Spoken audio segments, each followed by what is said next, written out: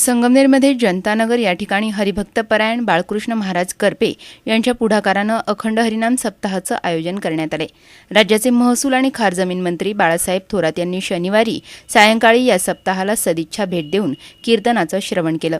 यावेळी हरिभक्तपरायण महंत अमृत महाराज जोशी यांनी उपस्थितांना मार्गदर्शन केलं। आता सांगण्यात मजा नाही, चिंडू काढण्याकरता स्वतःला उडी मारावी लागली। कृष्ण परमात्म्याने उडी मारली, चिंडू सुटला तो यमुनेच्या डोहातच गेला।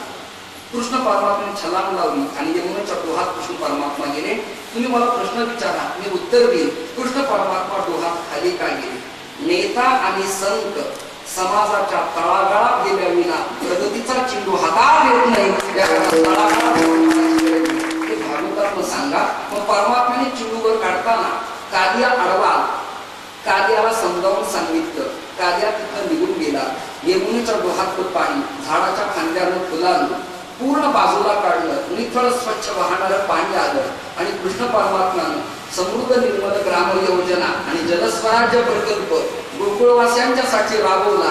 हे जर गावागावात भागवतकरांनी सांगितलं तर सरपंच सगळं पाणी आपल्या उसाला नेणार नाही असं मला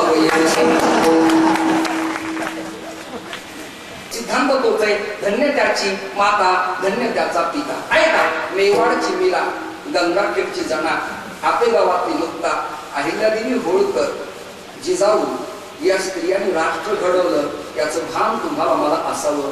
आज एका पक्षाची पक्षाध्यक्ष स्त्री आहे, आज देशाची सभापती स्त्री आहे, आज विरोधी गटात एक स्त्री नेता पदावरती पद भूषवित आहे, आज एसपी स्त्री आहे, कलेक्टर आहे, ती खासदार आहे, संसदपटू आहे। जर त्या उत्तम भागवत करते आहे, उत्तम रामकथा करते आहे, चॅनलला ती गाजत आहे, लोक तिचा विचार करतात। एक ब्रह्मावनात जन्माला येणारी तुम्हारा नावाची स्त्री वात्सल्यधाम करती आणि तीन दुबळ्या मुलांना सांभाळती आणि भ्रूणहत्या करू नका म्हणती। यापेक्षा सामाजिक विचार स्त्रिया अजून काय द्यावे आणि आपण काय न स्वीकारावे हा एक चिंतेचा विषय।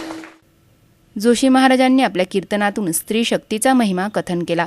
यावेळी भाविकही मोठ्या संख्येनं उपस्थित होते। सी मूव्हीज अँड न्यूजसाठी कॅमेरामन सुखदेव गाडेकर, संगमनेर।